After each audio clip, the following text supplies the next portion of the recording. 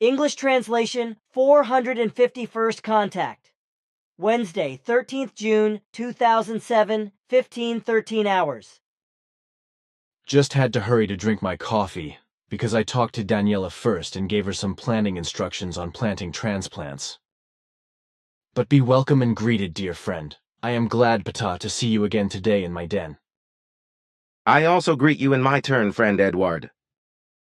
You are not late, for I too have just appeared here. Njana was recently with you, whereby you asked her a personal question to me, which I will answer in a moment. Thanks for explaining. Also, my thanks to Njana for bringing you my question. Unfortunately, there is no contact report from her visit, because the girl had purely private things to discuss with me. But look here. 347th contact Tuesday, the 19th of August, 2003, 22:53 hours. Look here, this article has been in the paper. It is Irk. Pa reads the article. What these specialists have found out is indeed astonishing, but the assumption of this does not correspond to the facts that Irk was involved in a battle. The truth is that Irk and 13 companions observed a life-or-death struggle on the mountains of the Utz Valley between 6 humans from 2 rival groups or tribes who were killing each other. When they were dead or dying, Irk and his companions ventured out of their hiding place and tried to save the dying, but they were unsuccessful.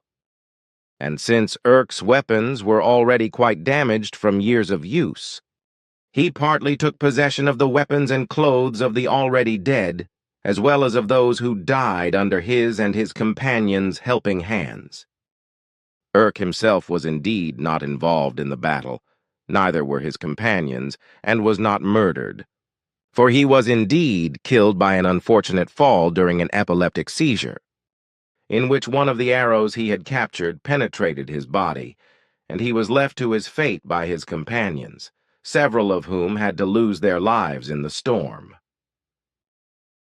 Note, see Pleiadian Pleiaren Contact Reports, Volume 6, 238th contact, Saturday, 18th May 1991, page 397 FF.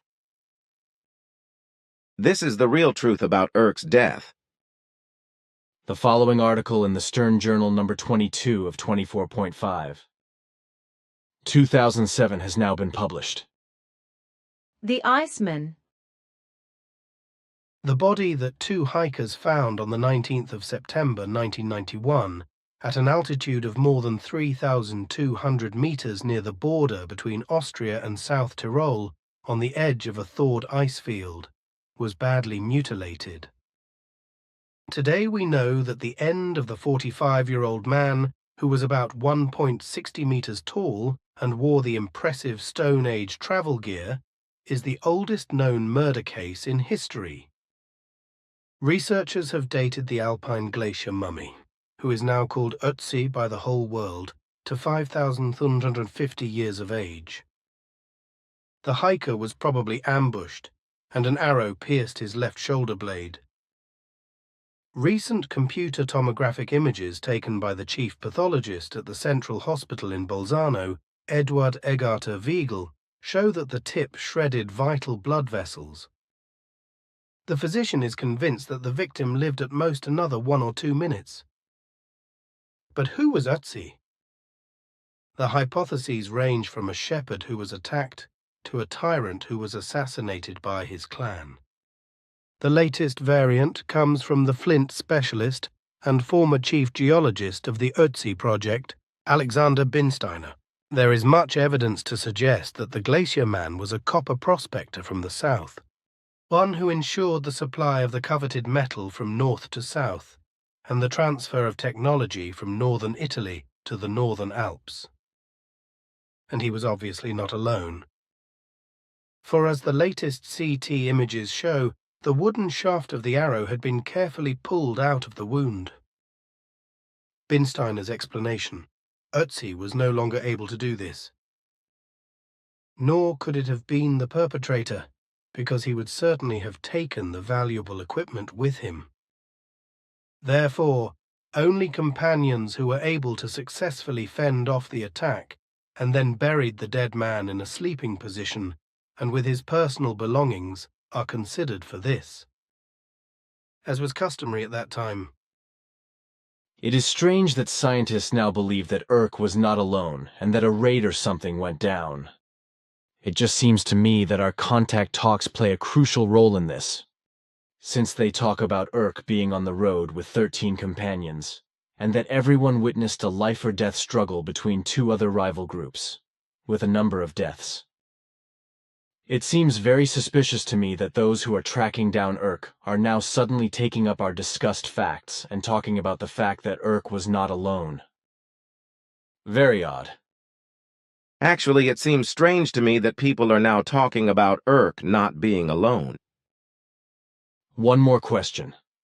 Why was only Urk's body found on, in, or near the Similano Glacier, when several humans lost their lives there? How many were there altogether? Do you know that? The number of the dead besides Urk was another 6. Although the bodies were slightly covered up in the ice storm, they were taken by their relatives at a later time before they were dragged away by wild carnivorous mountain animals and could serve them as food. Only Urk's body remained untouched by them because his companions left him lying there and simply buried him under ice floes, which spared him from the predators. So that's what happened. All right, well, I got something else here. Take a look at these photos, which were taken by Freddy on Saturday, the 9th of June at 1741 HRs. This A4 size picture here is useless, because it shows only 7 small white dots. But this one is better and shows an unidentified flying object, which in my opinion stood still for a longer time at about 20,000 to 22,000 meters altitude. Unfortunately, I only saw this object, because I only concentrated on it. Although I said that there had to be at least one more object, but I did not see it because of the clouds. The fact that then on this A4 picture their 7 objects were visible in total was a surprise for us. That is to say, at first we only recognized their 6 objects, but later, when Hans-Georg joined us, he made out a 7th object. The story is this. As I was sitting in front of the house drinking a coffee, I heard a bang several times high in the sky, coming from 2 different eastern directions. It sounded just as if somewhere high up in the sky, small meteorites were entering the Earth's atmosphere and exploding, as I can hear it here and there on quiet nights. But to which you once said that they are not always exploding meteorites, but can also be atmospheric phenomena, through which the same popping bangs are released. As a result, on some nights, I paid attention and saw even faint lights very high in the atmosphere, which actually produced slight popping noises. But what happened last Saturday? It was about 17:30 hours was apparently something different, because when I went up to the garage place and searched the sky, I noticed a small object of about 12 centimeters high in the atmosphere, about 20,000 to 22,000 meters high, in front of a band of clouds, which was not moving and from which from time to time popping noises were emitted. Further south, the same noises alternated, but I could not see any object because it was obviously hidden behind the clouds. After a little while I called Freddy to get the camera and a big lens to take a picture of the unknown flying object I observed, which was still there and still making popping noises.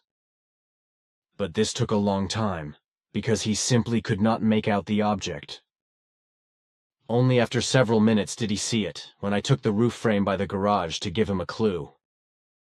So he started to take some pictures, of course, and that is how this A4 picture came into being, on which 7 objects were finally visible, and from which he copied this enlargement of the object to me. Unfortunately, I only saw the one bigger object because I was concentrating on it all the time. Furthermore, the other 6 objects were so far away from this one big flying object that they did not come into my field of vision at all. What remains to be said refers to the fact that Freddy and Daniela, who joined us, also heard the banging noises of the objects. That is the story to these pictures here. What you are telling me there coincides with our observations, although we already observed a similar event on Friday, which then repeated on Saturday. Your information is correct also with regard to the banging noises. The object you observed was one of a small armada of a total of 18 flying apparatus, belonging to a group of strangers carrying out atmospheric and geological experiments and research, using sound waves generated by atmospheric explosions. They use atmospheric gases and electricity, which, when made to explode, produce popping noises, which also result naturally from pure atmospheric and atmospheric electrical as well as Earth electromagnetic energies, whereby gas agglomerations form, which look like small individual clouds, which are stationary or whirl wildly around, as these can be observed particularly in the South American area. The banging noises of this kind can hardly be distinguished from the banging noises caused by exploding meteorites and by the explosions of strangers. And as for the altitude of the flying apparatus you observed, which you estimated to be between 20,000 and 22,000 meters, this was almost 23,000 meters, as we know from our records and observations. I miscalculated then. It is not that bad. After all, I am not a distance measuring expert. In this respect, I am a failure compared to my father's friend, Fritz Seidel, because he was a genius in estimating distances, down to the millimeter. Your estimation was good, so you should not hide your ability under a bushel. But what I am saying is, the activities of all three foreign groups are apparently increasing again worldwide after having restricted them for the last few years. For our part, however, we continue to protect ourselves against sight, and to be observed only rarely by group members. But that does not apply to telemeter ships. But it is clear that I have made a mistake in my estimation, because my indication of 20,000 to 22,000 meters is quite inaccurate. If another 1,000 meters are added, then even more so. But let us leave that alone, because there are other things to discuss. You said that you received new scanning devices from the Sonarn, through which you could scan the foreign aliens or future Earthlings, or whatever they are, and find out that these are three different groups, which are foreign to each other and have no contact with each other. It makes me wonder whether there might be some other foreigners wandering around in the earthly airspace which you might not have been able to locate. This is definitely not the case, because our new and extremely accurate devices, which we received from the Sonarn, are much more advanced than ours, but even with these devices we could not detect any other extraterrestrial or Earth foreign flying objects of any kind in the entire terrestrial space. The new devices also work in a very extensive range of fine material as well as dimension-jumping swinging waves, but even in these areas we could not detect any other Earth visitors. So now it is absolutely clear by your latest technology that apart from the three groupings of foreigners on Earth, that is to say, in the airspace you mentioned, there are no other extraterrestrials or future Earth visitors? But I would also like to ask you whether there are any new developments concerning unknown earthly flying machines. I can now answer this with absolute certainty, because our latest devices which we received from the Sonarn are absolutely infallible. With regard to earthly secret flying apparatus used for flight testing, we continue to see the same kind of secret aircraft that have been used for a long time, dating back to well before the mid-20th century. Since then, these have been the most diverse and sometimes quite futuristic and even strange forms of flying apparatus which can be secretly created and tested and often observed. But these flying apparatus I am talking about now are exclusively flying objects of purely earthly origin, and that was also in the 20th century. That is what I wanted to know. Thank you. When I hear you talking like this, I assume that you have upgraded all your technology and brought it up to the level of the sonar. 22 years ago, Quetzal told me that you were negotiating with the Sonairon to get all their advanced technology. Asket's people, the Timars, are also supposed to be included in these negotiations, Quetzal explained at the time, because they could only partially benefit from the highly developed sonar technology. So I assume that Asket's people are now in possession of all the new sonar technology as well. That is correct. As usual, you have a fine ear and grasp. You really know how to interpret things correctly without this being pointed out to you. What are the unusual weather conditions regarding the severe storms, as you mentioned on your last visit? Do you know anything about them in the future? Of course I know about it. But you cannot talk about extraordinary things anymore when you talk about the weather caprices, because the climate change means that the storms will continue to increase.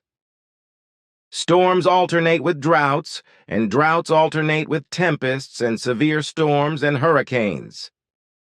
So it follows that in a few days' time on the Indian subcontinent, after the drought, there will be severe monsoon storms and hundreds of deaths, just as the storms also bring great floods, inundations, and destruction, as in the USA, in England, Scotland, and in Norway, as well as in other parts of Europe and the whole world.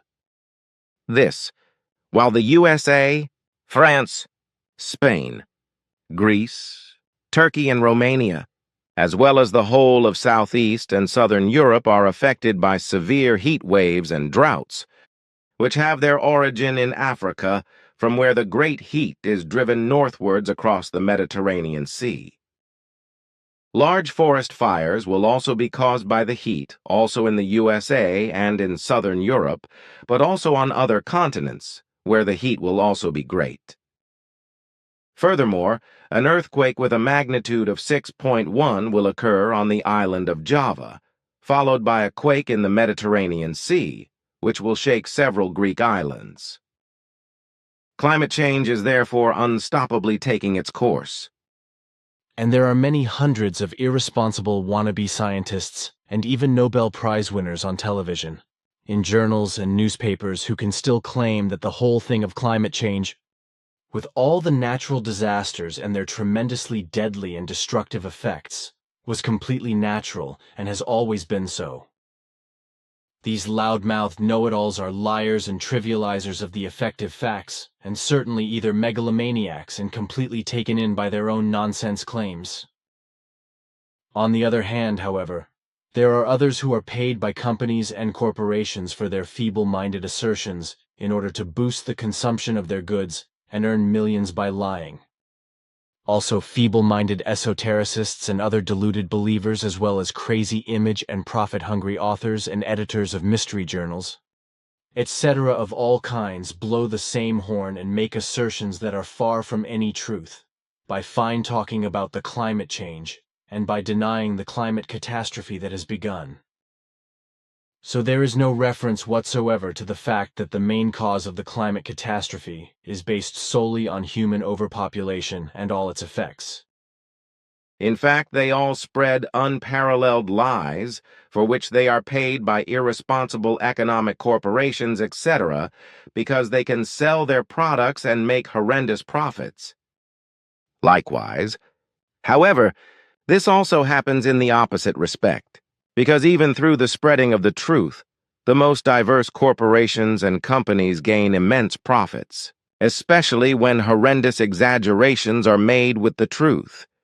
When shoddy practices are used and untruth is sown, whereby the truth becomes untruth again in certain parts, and people are driven into fear and terror. But now, Edward, my friend, I still have some private matters which I would like to discuss with you. If you have no more questions, I have not, my friend. then I would like to come to that.